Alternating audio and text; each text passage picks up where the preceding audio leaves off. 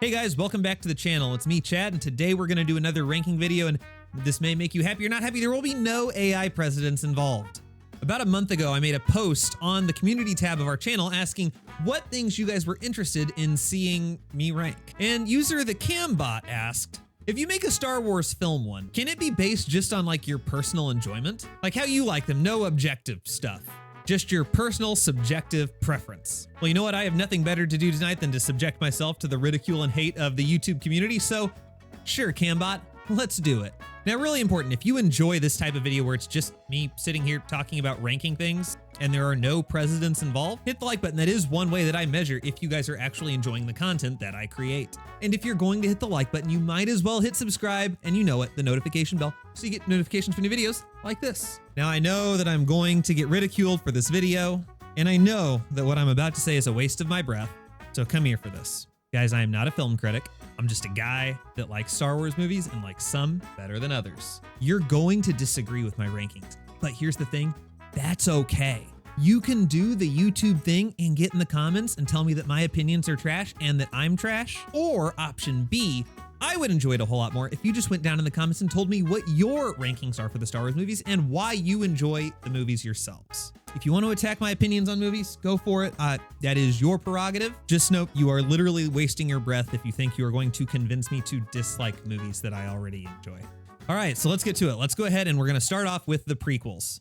Oh my gosh, and what monster made this and did not put them in order on the screen? All right, so we're gonna start off with the unpopular opinions already. We're gonna go with the Phantom Menace, and the Phantom Menace is gonna go into A tier. Yes, I'm aware, super unpopular opinion, but I actually really enjoy the Phantom Menace. In fact, it might actually be my most watched Star Wars film in general. Is it perfect? No, it's not S tier. Is it like a cinematic classic? No, but it's just like fun. Some of the things that people really hate on it for that don't bother me are, one, all of the Senate scenes and all of the politics. Everyone says that they feel like half the movie is politics. I actually went through and checked, and if you combine all of the political scenes together, I think you only get like 15 minutes of politics in what, a 2-hour movie? And they're pretty well spaced apart. I think the longest contiguous scene where it's political is, the Senate scene towards the end, right before they go back to Naboo, and it's like 5 minutes. So politics doesn't bother me. Jar Jar Binks doesn't honestly bother me that much. I'm gonna be honest, and this is probably a sin to say this, but Jar Jar Binks is just the prequel C-3PO. If you go back and watch the original trilogy, there's a reason that Han Solo was always like, can we just turn C-3PO off? And not so fun fact, the actor who played Jar Jar actually felt like he put so much of himself and his personality into the character that when it received so much hate and contemplated suicide. Yeah, guys, remember, your toxicity does have effects. That's just really sad. Yeah, Jar Jar Binks doesn't bother me. He's just kind of fun comedic support. He goes over the top a little bit once in a while. Again, this isn't an S tier movie, but it's got so many great fight scenes. Like, it opens up strong on the droid starship. It's got the Duel of the Fates. It's got the pod racing, which is super fun. It's got some cringy pre-teen romance stuff. Again, it's not an S tier movie. And honestly, one of my biggest beefs is, John Williams, I need you to hear me on something. Not everything needs a fanfare. The music in The Phantom Menace is so good, but it's just so bombastic. It is in your face all the time. The music's great. Augie's Municipal Band at the end, phenomenal. Almost all the music, phenomenal. Duel of the Fates, phenomenal. But there's just so much in your face music the entire time. On the whole, episode 1, I enjoy it. It's fun for me. Also, quit making fun of little boy Anakin for thinking that spinning is a cool trick. He was what, 8? You know what? At 8 years old, I wasn't flying a starfighter. All right, let's Google. How old was Anakin Ep 1? Okay, my bad. He was 9. I still wasn't flying a starfighter at 9. And honestly, I'd probably think spinning was a cool trick too. All right, let's continue the unpopular opinions. Attack of the Clones, episode 2 is gonna go into B tier, honestly. I don't hate Attack of the Clones, unlike apparently a lot of people. Once again, Attack of the Clones has some really, really fun moments in it. It starts off strong with the bombing of Senator Amidala's giant plane. It's also worth noting, though, that one soldier on the decoy ship, the one that says we're making our final descent into Coruscant, if you look at that guy's face, it definitely looks like he had to redo that scene about 80 times and he was super over it. If you don't believe me, go back and watch episode 2. That guy was not having that scene. And it doesn't seem like it was bad acting. It seems like he was just super over it. But I mean, the entire Zam Wessel chase was great. Going to Kamino, meeting Jango Fett, the battle between Obi-Wan and Jango, that was cool. Once they go to Geonosis, the battle on Geonosis was cool. I mean, all of Geonosis was awesome. And I know what you're saying as to why you guys think it should be D tier or something like that is sand. I don't like sand. It's coarse, it's rough, it gets everywhere. One thing is, you guys are about to put A New Hope at A or S tier with, I want to go to Tashi Station to pick up some power converters. One line does not ruin a movie. Two, I cannot stress this enough. As someone who was raised in a home where if you even thought about sex for like 2 seconds, you were going to be smitten down by God, teenage Anakin Skywalker is the most relatable character in all of cinema. Yes, I said it. Is his dialogue great? No. But have you talked to a teenager lately? Like any of them? Guys, that's how they talk. It's bad. It's cringy. But guess what? We were teenagers at one point too. I love Theoden King and listening to him speak in Lord of the Rings. The dialogue's phenomenal, but guess what? Real people don't talk like that. When I watched episode 2 as a kid, I could relate to Anakin on so many levels. If you grow up in an environment where you are not allowed to talk to girls, you do a bad job of talking to girls. All that being said, that is still one of the reasons why it's not in a higher tier. Just because it's relatable doesn't mean it's not still cringeworthy. There's a reason I don't intentionally interact with teenagers on a regular basis. Well, teenagers. And really another good thing about episode 2 is those cringeworthy spots between Anakin and Senator Amidala, Padme, as one might call her, those are pretty well spaced out by some really good scenes with Obi-Wan on Kamino or flying through space and having space battles with Jango Fett. In general, episode 2, I enjoy it. It goes B tier. Sorry, guys. All right, episode 3. Do we even need to say it? It's S tier. It's perfect. Insert the Homelander quote here. It's perfect. Absolutely perfect. I don't remember what the actual quote is, but you know the meme. I don't think there's a single part of episode 3 I don't like. Easily top tier, my favorite Star Wars film. It's not my most watched because it is intense. It's a very intense movie, so it's not my most watched. Again, that was episode 1. It's just fun. But episode 3 is easily my favorite. Okay, can we come up with like a key word for the comments if anyone actually stuck around after my episode 1 opinion? Yeah, let's go with sand. Comment sand down below if you actually made it past the prequels and you didn't already hit the dislike button and leave.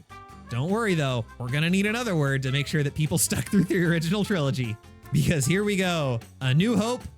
I'm gonna put it into B tier, guys. I'm sorry. I'm ranking these in like, if I were to go watch these movies right now, which one would I want to watch? And I'm gonna be honest, A New Hope does not rank very high for me. And honestly, it's not my favorite for things that are out of its control.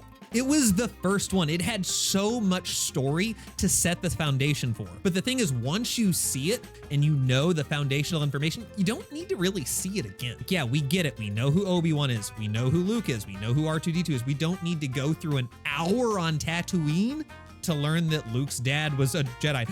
Okay, spoiler, it was Darth Vader. Like, A New Hope starts off real strong with the Tantive 4. Like, that's one of my favorite scenes in all of Star Wars. But then we get about 45 minutes to an hour on Tatooine, and it is so slow. Again, I know that it's got its thing where it's got to do, where it's got to lay out the foundation for the rest of every single movie. But honestly, that's one of the reasons I don't want to rewatch it. I honestly skip all of Tatooine, because once we get off Tatooine and we get to the Death Star, we're cooking now. Death Star on, great. Before Death Star, not great. And that's too much contiguous time where I am not enjoying the movie. It's still a classic. It's the first one. It's great, but I'm sorry, I can't rank it personally higher than B tier.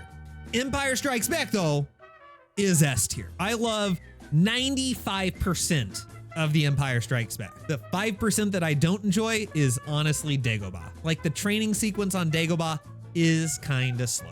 But honestly, like, one of the reasons it doesn't bother me is because, once again, the Dagobah training stuff is so well parsed out between Han and Leia's adventures out in space, going to Bespin and Cloud City. So Empire Strikes Back is S tier. It's one of my favorites of all time. Return of the Jedi, that's a tough one. It could go either A tier or B tier for me, and I'm going to put it into A tier just because I don't think I can put it on the same level as A New Hope, because if I had to watch one, I would rather watch Return of the Jedi over A New Hope. Once again, almost everything that happens on Tatooine, I'm not a huge fan of. Like, Jabba's palace up until Luke comes in and fights the Rancor, kinda boring. I mean, once we get to the Sarlacc pit, that's a little bit more fun. It starts to pick up. Really, the Rancor part is really where it starts to take off. But again, isn't that like 20 to 30 minutes in? There's just too long of a contiguous amount of time where I am not enjoying the movie. And you're gonna notice that's a theme. If there's a large part of the movie in a row that I personally just don't get a lot of satisfaction of, that's going to lower its ranking. Otherwise, Return of the Jedi, I mean, I enjoy it. Like, all of Endor is super fun. The space battle for the Death Star 2 is super fun. All of the stuff that happens on the Death Star 2, super fun. It's really just the beginning of Return of the Jedi. It doesn't start off super strong, at least in my opinion. All right, did you make it through the original trilogy? Unpopular opinions. We need another keyword. Let's go with Sarlacc for this one. So if you made it through the prequels, you're gonna comment below sand. If you made it through the original trilogy, you're gonna comment below Sarlacc. I don't know that there's gonna be a lot of argument on the sequel trilogy though. All right, it would appear that this ranking site doesn't have an F tier. So hold on while I add that. All right, so we have episode 7, The Force Awakens. This may be an unpopular opinion, but I'm going to put this one again into D tier. The reason why this may become an unpopular opinion, may not be unpopular right this second, but I think it's going to become unpopular, and that's because, spoiler alert, I'm going to rank one of the other sequel movies above it. And here's the thing, one, it is easily worse, in my opinion, than every other movie we have ranked so far. So at best, it goes into C tier. And personally for me, I have to kick it out of C tier into D tier, because it's just episode 4. Like, I get that I just said episode 4 wasn't my favorite movie, but complete lack of originality, I'm sorry, I don't care if you have better effects. No originality, just giving me the exact same story I've already seen before, it goes down to D tier. And we don't need to make this a gender argument. I'm all for the strong female protagonist. Rey is great, but the entire story, lack of originality, we're kicking it down to D tier. Star Wars: The Last Jedi. Boy, where do you guys think this goes? Let me tell you, I created its own ranking system for it. Yeah, The Last Jedi is gonna go into F tier for me. There is not another Star Wars movie that I have no desire to ever watch again other than The Last Jedi. And here's what's really interesting about The Last Jedi for me. When I saw The Last Jedi in theaters, I loved it. Like, walking out of the theaters, I might have told you it was an A tier movie. And then I watched it again and I was like, this is like a C tier movie at best. And then I watched it again and I was like, this thing is F tier. And guys, let me tell you why. I think I have determined why The Last Jedi is so bad. You guys know when you're watching a serial drama like Lost or The Wire, and you have more than one, but you have that one episode where it's just like super slow and it's all about character development. There's like usually one intense scene or like 1 2-minute scene where there's like a funny part, but in general, it's all just learning about that one character's backstory and it's all super slow. And like the first time you watched through the show, the episode was fine. It was integral to learning about the character. It taught you something about the world it was in. But like when you go back, if you rewatch the serial drama, it's one of those episodes that you watch while you're making dinner or like you skip over the episode entirely. That's what The Last Jedi is. It's that episode that's only character development. The beginning of the movie, awesome. Space battle, super dope. The ending battle on Crate, super dope. I mean, minus the we save the ones we love, like that I didn't need. But otherwise, the Crate battle, I'm super here for that. But then you have this 2-hour movie where all you do is develop characters. You learn about Luke and his questionable backstory at this point and how he's given up on the Jedi, which isn't the reason I mark it as F tier. It's the reason some people do. You learn more about Rey. You learn more about Kylo. You learn more about Finn. You learn about Rose. You learn about Animal and Holdo. And you do a lot of learning the entire time. And then there's the Battle of Crate, and then it's over. And I didn't need that learning, and I don't want to ever watch all that again. I have watched The Last Jedi since I determined it was F tier, and I watched the first 15 to 20 minutes of it. I skipped the rest of it, and I watched the scene where Jedi Master Luke fights Kylo Ren, because that was badass. All right, I think that's enough about The Last Jedi, F tier. And then finally, we have Star Wars: The Rise of Skywalker. This is gonna be probably an unpopular opinion. I'm putting it at C tier. If I had to watch one of the sequel trilogy, I'm going to pick The Rise of Skywalker. I'm not saying it's the best movie of all time. It's clearly still ranked below all of the prequels and all of the original trilogy. But here's the thing, it's kind of like going back to the episode 1 comment. It was just kind of fun. Like, I was okay with the fan service. It's the last one in the entire Skywalker saga. Like, if there was a time for fan service, it's now. It's not the time to reinvent the entire Star Wars narrative and give us something fresh. That was episode 7. You had your chance. You tried it with episode 8 and it didn't work. Episode 9, let's wrap it up with a bow. Bring back our boy Palpatine. He was the big bad for 6 episodes. I'm cool with him being the big bad for the entire thing. The space battle at the end was awesome. Really, all of the combat scenes and all of the battle scenes were great. One of my favorite scenes, honestly, is when General Hux just like gets shot by General Pride, Admiral Pride, whatever, Pride. That was maybe one of my favorite scenes where you're just like, pew, we found the traitor. I love a good anticlimactic killing of a main character. On the whole, though, it was fun. It did some fan service. I love that they brought back Wedge Antilles. It was just a good time. Was it original? No. But here's the thing, and this is why it's not a double standard. Again, 7 was supposed to be original. 7 was supposed to be a reboot of Star Wars. We were supposed to get new stuff. Again, I said 7 is where you change the script. 9 is where you don't change the script. Unless you change the script with 7. If they had completely redone Star Wars in episode 7, continued that with episode 8, and then they went back to fan service and just brought back Palpatine for episode 9, we have a completely different story on our hands. But given the way that 7 and 8 played out, I enjoy 9, C tier. Now we have our standalone movies. Rogue One, S tier. Rogue One easily is an S tier movie in my eyes. I absolutely love every second of Rogue One. I think all of the characters in it are super great. They have great depth. Huge Jyn Erso fan. Cassian's awesome.